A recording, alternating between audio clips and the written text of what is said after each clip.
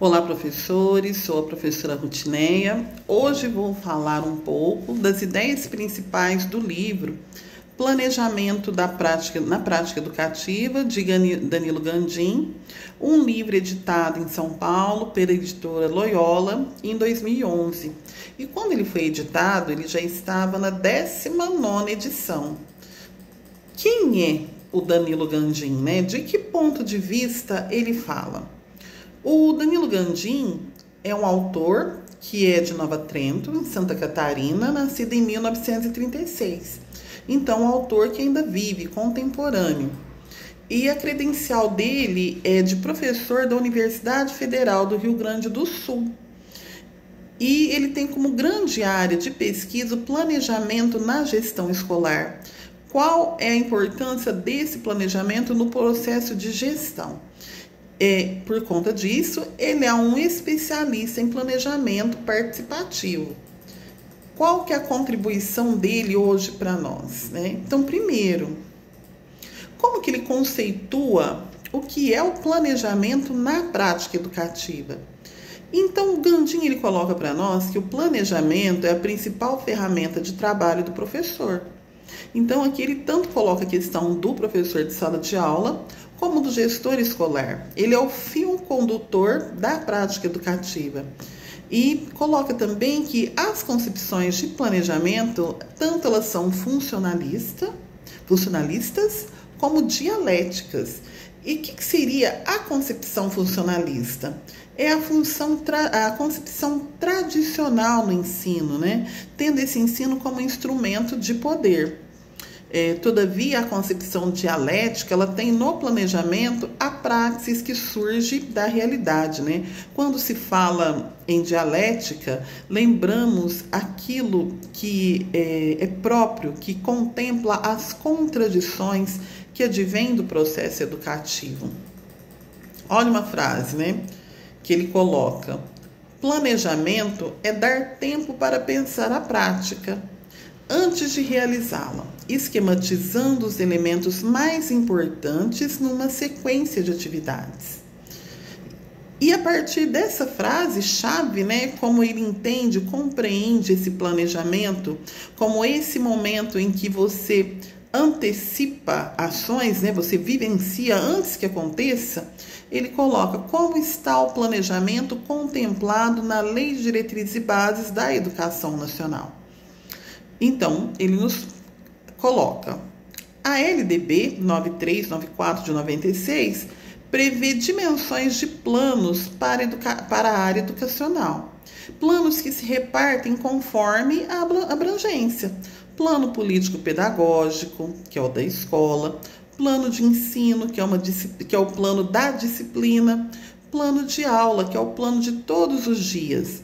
O plano político-pedagógico, ele usa a palavra plano mesmo, diz respeito aos pressupostos filosóficos, sociológicos e políticos que norteiam a instituição. Ele precisa ser construído coletivamente, envolvendo todos no universo educativo: diretores, especialistas, professores, alunos e pais ou responsáveis. Né? Quando falamos de alunos, né? Alunos ou seu responsável legal. Mas é diferenciado, né? Quando se trata de aluno e quando se trata de pais. Então, o planejamento educacional, ele vai contemplar planejamento de ensino, planejamento disciplinar e o plano de aula. Todos eles têm seus elementos básicos e suas características principais. É o que falamos no começo, né? Todos eles são direcionados a um segmento, seja a escola, a sala de aula ou uma disciplina em específico. Como que ele coloca a questão da avaliação no planejamento? Na avaliação, devemos considerar o processo, por isso a avaliação precisa ser contínua, participativa, diagnóstica, investigativa. Deve servir para retomar a prática pedagógica, reorientando essa prática se necessário e propondo novas ações para o planejamento. A avaliação, nesse caso, nada mais é do que uma reflexão para refazer a trajetória educativa, caso isso seja indispensável. Ou seja, dependendo daquilo que eu obtive com a avaliação, seja uma avaliação de sala de aula ou uma avaliação institucional, eu vou ter indícios para manter a rota que eu tive até agora, o percurso, o caminho metodológico ou prático, ou modificá-lo conforme os direcionamentos que os resultados da avaliação vão me dar. Nesse sentido, qual é o papel do registro? Né? De registrar, de escrever, de colocar aquele plano no papel, evitando aí uma ação espontaneísta, né? De, olha, aconteceu isso, o que eu faço agora, né? Existem os momentos, né?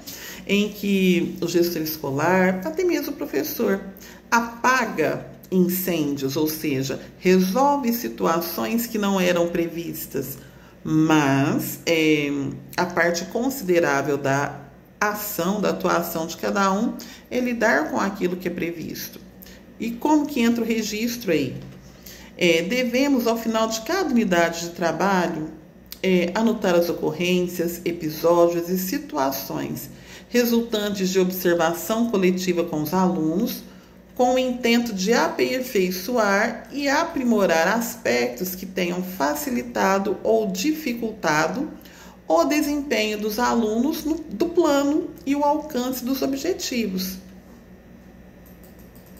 E o que envolve esse ato de planejar? Já falamos do planejamento, falamos da avaliação. O que envolve tudo isso?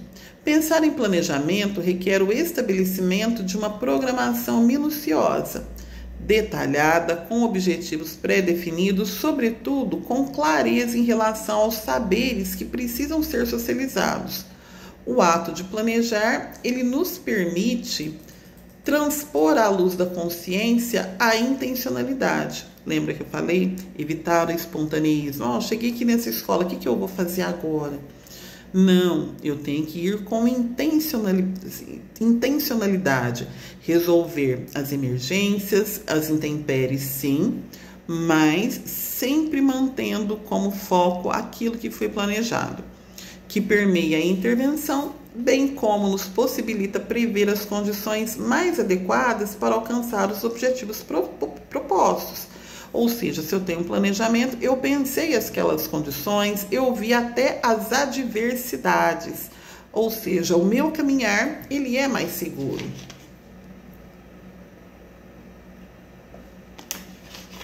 Para tanto, né, definimos critérios reguladores que nortearão todo o processo de aprendizagem. Então, o ato de planejar, ele é complexo, mas ele exige a disciplina, né? A disciplina do registro, a disciplina da programação, só que é o planejamento que regula o processo de aprendizagem, porque quando não se tem um caminho seguro, não se chega a lugar nenhum. E quando nós pensamos o planejamento como um elemento formador e organizador do trabalho pedagógico, o que o Gandhi tem a falar para nós?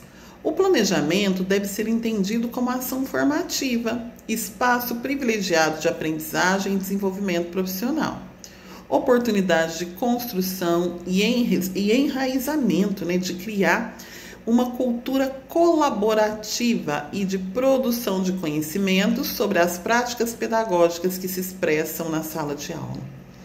O ato de planejar faz parte da história do ser humano, pois o desejo de transformar sonhos em realidade objetiva é uma preocupação marcante de toda pessoa. E dos sonhos nascem os planos, os objetivos e as metas.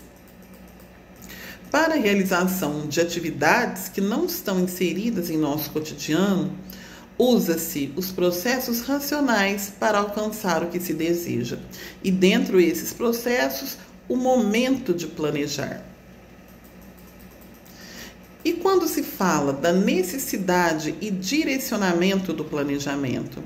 Desde o início do século, com exigências da sociedade industrial, o movimento da Escola Nova sensibilizou os professores para a importância de planejar.